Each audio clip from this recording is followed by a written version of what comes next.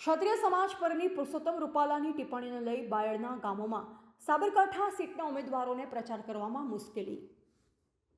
આજરોજ બાયડના આંબલિયારા શક્તિ કેન્દ્ર ખાતે ભાજપના સાબરકાંઠા સીટના ઉમેદવાર શોભનાબેન બારિયા પ્રચાર અર્થે આવનાર હતા, પરંતુ પુરુષોત્તમ રૂપાલાના ક્ષત્રિય સમાજની બેન બેટી વિશે કલંકિત અને અભદ્ર ટિપ્પણીઓના કારણે આંબલિયારા ક્ષત્રિય સમાજ દ્વારા જણાવવામાં આવ્યું હતું કે ગામમાં કાયદો વ્યવસ્થા જળવાઈ રહે તે માટે તમે બીજી જગ્યાએ મીટિંગ કરી શકો છો, જેના પગલે શોભનાબેન બારિયાના મીટિંગનું આયોજન બાયડના જીતપુર ગામે કરવામાં આવ્યું।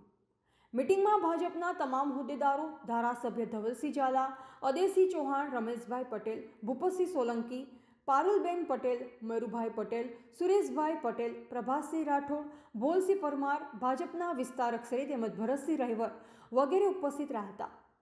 મીટિંગમાં શોભનાબેન બારિયાએ મોદી સાહેબની સિદ્ધિઓની માહિતી આપી અને વોટ આપી જીત અપાવવા અનુરોધ કર્યો। ઉપસ્થિત લોકોએ પણ 1 લાખ ઉપરની લીડ સાથે જીતાડવાની ખાતરી આપી હતી।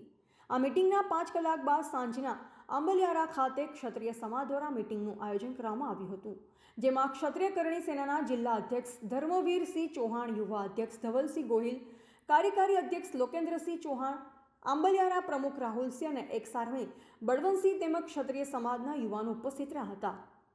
આ ક્ષત્રિય સમાજની મીટિંગમાં જણાવવામાં આવ્યું હતું કે જ્યાં સુધી પુરુષોત્તમ રૂપાલાની ટિકિટ રદ નહીં થાય ત્યાં સુધી અમારો વિરોધ ચાલુ રહેશે અને જરૂર પડે ક્ષત્રિય સમાજ દ્વારા દરેક સીટ પર 100 ઉમેદવારો ફોર્મ ભરશે, જેથી સરકારને બેલેટ પેપર દ્વારા મતદાન કરાવવાની ફરજ પડશે। હવે જોવું રહ્યું કે શું પુરુષોત્તમ રૂપાલાની ટિકિટ રદ કરવામાં આવશે, અને જો ટિકિટ રદ ન થાય તો ક્ષત્રિય સમાજ દ્વારા આંદોલન કરાશે, તો હવે આવનારો સમય જ ખબર પડશે। जय भवानी, जय भारत माता की जय।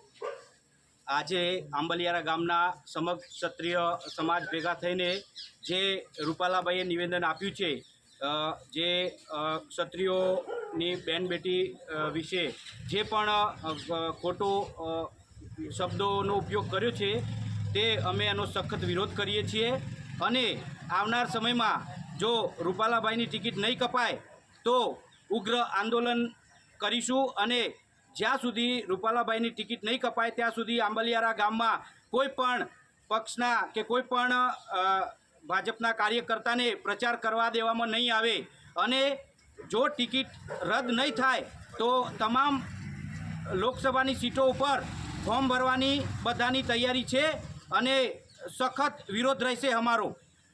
આગામી રણનીતિ તમારી શું હશે?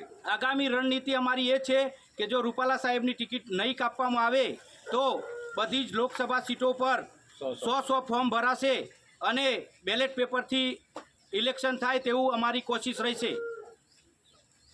રિપોર્ટર દિનેશ પટેલ, અરવલ્લી।